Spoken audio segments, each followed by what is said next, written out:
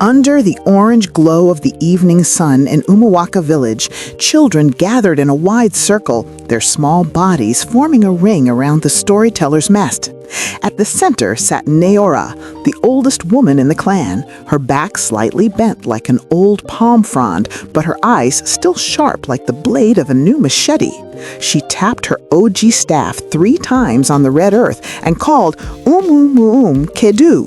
The children answered in one loud voice, Anye Dima, and pressed closer, for they knew that when night met the first star, stories walked among humans. Tonight, Neora began, her voice gentle but strong, is the story of Ngozi, the faithful daughter of Umuaka, whose heart was torn like a wrapper caught on thorns, yet who held on to what she believed was right. Ngozi, daughter of Umuaka. Long ago, in the ancient village of Umuaka, hidden under tall Iroko and Udala trees, and surrounded by fat yam mounds and whispering streams, there lived a maiden called Ngozi, meaning blessing. Ngozi was known in all the compounds as a girl whose heart followed Chukwu, the great creator above the sky, even though her people still walked in the ways of Odinani, honoring Allah, the Earth Mother, and Amadioha of Thunder. From childhood, Ngozi refused to pour libation before carved images or bow at shrines.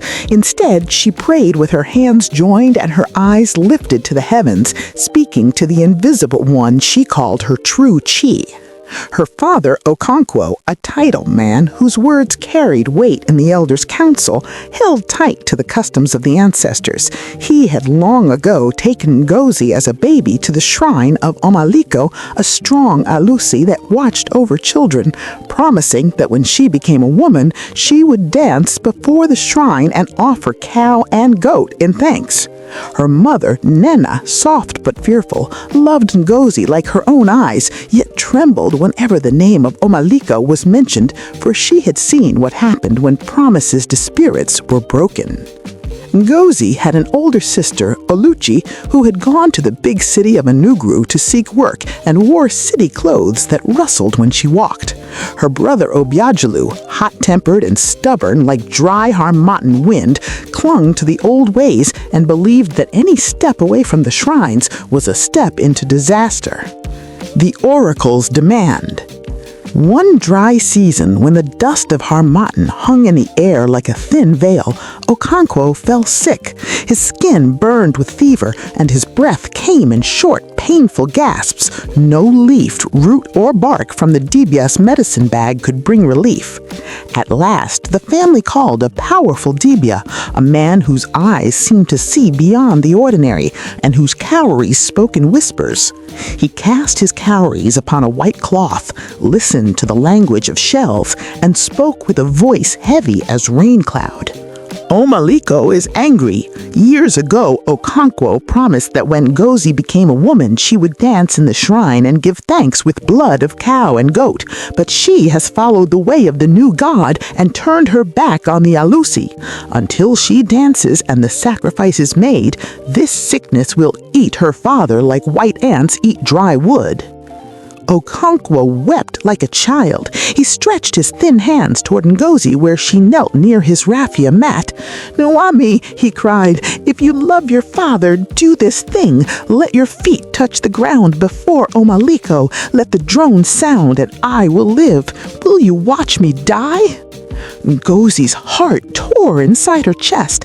Tears ran down her cheeks and dropped on the mat like small beads. "Papa," she whispered, "my heart bleeds for you, but my life belongs to Chukwu, not to wood or stone carved by human hands. If I dance before Omaliko, my body may live, but my soul will cry. I cannot bow to what my spirit does not accept. I will pray day and night for you. Turn your heart to Chukwu, and he will be your chi." Pressure from blood. The compound became a river of tears. tears. Nena knelt before Ngozi, holding her by the waist wrapper. "Ngozi, go. Just dance once. After that you can go back to your church. Will you let death enter this house?" she begged, her voice shaking. Obiajalu's temper rose like a sudden storm. "You see," he shouted, "this is what comes from following the white man's prayer. Do as our fathers did and save Papa. After that, serve your Chukwu if you like." Aluchi returned to the city when she heard of their father's sickness. She wore perfume and spoke with a small city accent, but her heart was still tied to Umuaka. She drew Ngozi aside. "Sister," she said softly, "give to the ancestors what belongs to them, and to God what belongs to him. Do this thing and have peace." Ngozi shook like a leaf in the wind, yet her voice, though broken, stood like an iroko. "What will it profit me to save a body and lose my soul?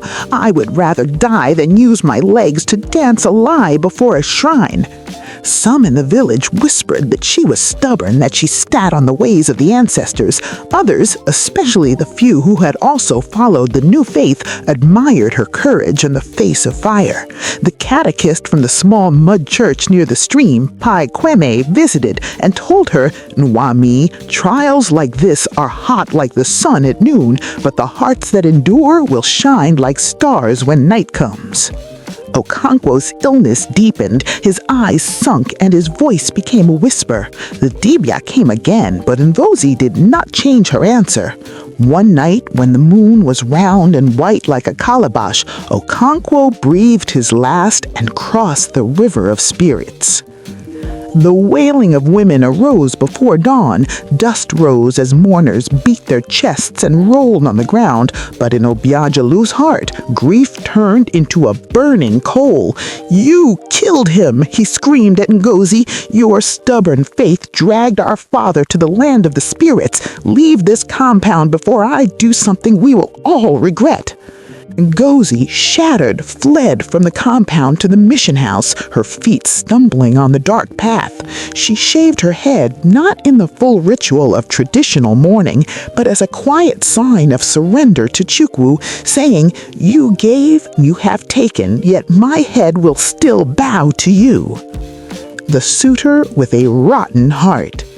Misfortune walked after Ngozi like a shadow at noon. After some time, a man named Ebube from a rich family in a neighboring village came seeking her hand. His wrappers were fine and his voice smooth like palm oil, and many mothers envied Ngozi. But in secret, Ebube's words were sour. "Before I marry you, I must taste you," he whispered. "How can a man buy a pot he has not tested with water? Come to my mat and let me be sure." Ngozi's eyes filled with painful fire. "My body is not a market where anyone can sample goods," she answered. "My body is a daughter of Chukwu. My body is his temple, not a playground. If you cannot honor me clean, go and look for another." Ebube went away laughing with his friends, but the wound of his insult dug deep into Ngozi's spirit. The night of darkness. One night, after a long prayer meeting in the small church, Ngozi walked home under a sky full of stars. The path was quiet. Only crickets and frogs sang. Suddenly, from the bushes, wicked men jumped out like hungry leopards. They covered her mouth, dragged her into the darkness, and did unspeakable things, tearing her innocence like cloth. When they were done, they left her on the cold earth, broken and bleeding, as the night watched in silence. When Ngozi later discovered that a child was dwelling inside her, her heart screamed though her mouth was quiet. Nena, terrified and ashamed, cried, "This child carries cursed blood. End it. Let us remove this shame before it grows." Ngozi wept until her eyes were swollen. The act was evil, but the child is not evil. Chukwu forbids the killing of the innocent. I will carry this child. Let my tears water the ground. Perhaps Chukwu will bring good from what the devil meant for evil. But fear is a bad advisor. Many friends turned away. Some would not allow her to sleep in their compounds, fearing the anger of spirits or gossip of neighbors.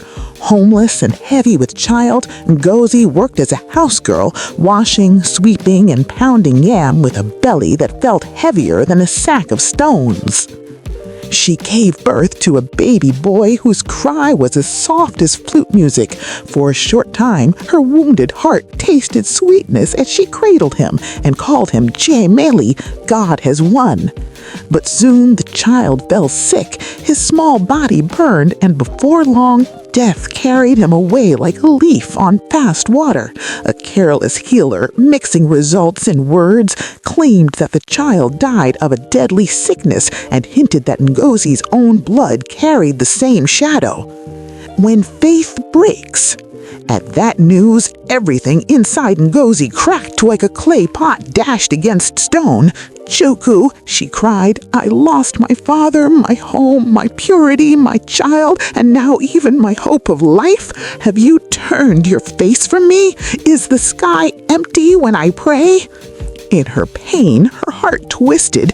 If my life is now only sorrow, she said bitterly, I will no longer walk carefully. I will live wildly like fire and dry grass and drag many with me before I cross to the land of the spirits.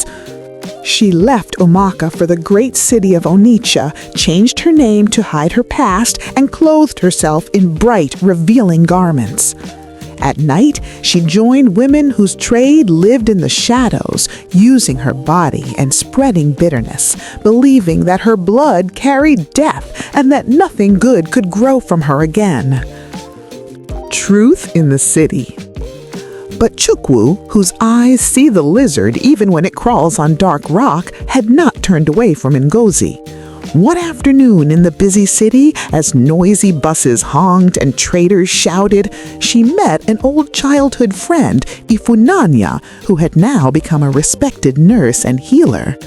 At first, Ngozi hid her face, ashamed, but Ifunanya recognized her and would not let her run away. After hearing her story, the friend insisted, Let us test you properly. Not every word from careless mouths should enter the heart. They went to a good hospital where careful hands did the tests. Days later, the results came, and Ngozi's blood was clean. The child had died of ordinary fever, not the deadly sickness she had feared. The lie that had chained her for years melted away like morning mist before the sun. And Ngozi could no longer stand. She fell to her knees on the hospital floor, tears pouring freely, not of despair this time, but of deep, cutting regret. Chukwu, she sobbed, I doubted you. I threw away my name and walked in darkness because of a lie. Forgive me. I almost sold my soul for nothing. Washed with repentance, Ngozi left the city of shadows and began the long journey back to Umuaka, her feet dusty but her spirit lighter than it had been in years. When she reached the village square, children stared, women whispered, and elders watched silently as she walked into her father's old compound. Nanana, whose hair had grown whiter, burst into tears and ran to hold her. Obianjulu stood at a distance, struggling with pride and guilt like two wrestlers in his chest. At last, he came closer, eyes wet. Sister, he said quietly, I have called you many names. I blamed you for what I did not understand. Can you forgive me? And Ngozi held his hands in hers. We all walked in darkness, she replied softly. My pain made me mad. Your pain made you cruel.